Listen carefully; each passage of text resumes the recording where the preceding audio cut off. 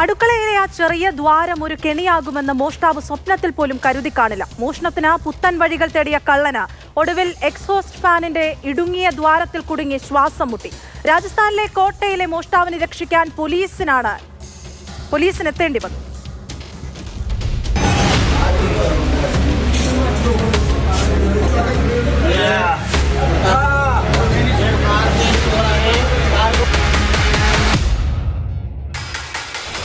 രാജസ്ഥാനിലെ കോട്ടയിൽ നടന്ന ഒരു വിചിത്രമായ മോഷണ ശ്രമം. സിനിമയെ വെല്ലുന്ന രീതിയിലുള്ള സംഭവത്തിന്റെ വീഡിയോ ഇപ്പോൾ സമൂഹമാധ്യമങ്ങളിൽ വൈറലാണ്.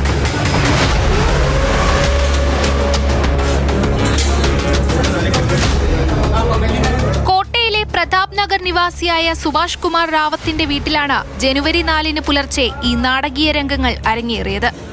സുഭാഷും ഭാര്യയും ജനുവരി 3 ക്ഷേത്രത്തിൽ ദർശനത്തിനായി പോയ സമയത്തായിരുന്നു സംഭവം. ഇവർ മടങ്ങിയെത്തിയത് ജനുവരി 4 പുലർച്ചെ 1 മണിയോടെയാണ്. വീടിന്റെ ഗേറ്റ് തുറന്നപ്പോൾ മുറ്റത്ത് പാർക്ക് ചെയ്തിരുന്ന സ്കൂട്ടറിന്റെ ഹെഡ്ലൈറ്റ് നേരെ പതിച്ചത് അടുക്കളയുടെ ഭാഗത്തുള്ള ഭിത്തിയിലേക്കായിരുന്നു. അവിടെ എക്സോസ്റ്റ് ഫാനിന്റെ ചെറിയ ദ്വാരത്തിൽ ഒരാൾ കുടുങ്ങിക്കിടക്കുന്നതും കണ്ടു. ആദ്യം പരിഭ്രാന്തരായെങ്കിലും അതൊരു കള്ളനാണെന്നും മോഷണ ശ്രമമാണെന്നും വ്യക്തമായി. മോഷണത്തിനായി എക്സോസ്റ്റ് ഫാനിന്റെ ചെറിയ ദ്വാരത്തിലൂടെ അകത്തേക്ക് കടക്കാൻ ശ്രമിച്ച കള്ളന്റെ ശരീരത്തിന്റെ പകുതി ഭാഗം വീടിനകത്തും പകുതി പുറത്തുമായിരുന്നു.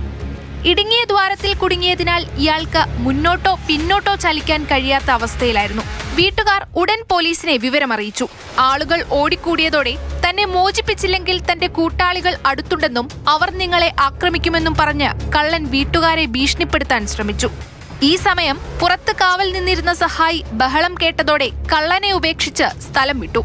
ഭോർക്കേഡ പോലീസ് സ്ഥലത്തെത്തി ഏകദേശം 1 മണിക്കൂറോളം നീണ്ട പരിശ്രമത്തിനൊടുവിലാണ് ഇയാളെ പുറത്തെടുത്തത്. 25-കാരനായ പവൻ വൈഷ്ണവ് എന്നയാളെയാണ് അറസ്റ്റ് ചെയ്തത്. മോഷണത്തിന് ഇവർ ഉപയോഗിച്ച കാറിൽ പോലീസ് എന്ന സ്റ്റിക്കർ പതിച്ചിരുന്നു. നിയമപാലകരെ വെട്ടിക്കാനാണ് ഇവർ ഈ മാർഗം സ്വീകരിച്ചതെന്ന് പോലീസ് പറഞ്ഞു.